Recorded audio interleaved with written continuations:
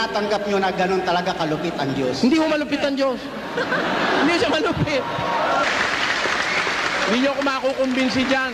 Ngayon, kung gusto nyo, diskusyon, gumawa tayo ng tema. Wala tayong tema eh. Wala tayong pupuntahan dito. Ito ho, itanong kay Soriano. Kaya nga po, tinatanong ko Hindi ho kayo tumatalong.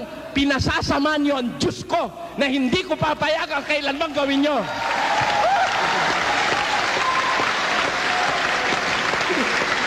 Magtema kayo. Hindi welcome sa ganitong usapan yan eh. Pinasasama ninyo ang Diyos, napakabuti ng Diyos. Magsisi ka, kapatid. Siguro ganun ka. Ikaw pala, pagka ninakawang ka, pati ikaw gusto mo makulong ka, ninakawang ka na nga. Yan. Masama pala ang ugali mo eh. Pati mga bata. Hindi ho. Kapatid, yung sabi nyong gago. Hindi ko mo namatay ang bata, malupit na ang Diyos. May kamatayan na ang kahulugan ay pagmamahal ng Diyos. Basa. Ang matuwid na namamatay at walang taong nagdadamdam at mga taong mahabagin ay pumapanaw.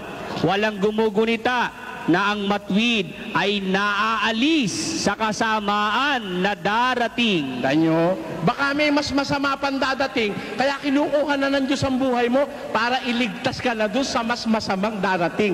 Kaya ang kamatayan, hindi kalupitan ng Diyos yun. That's God's mercy, speaking of the Bible.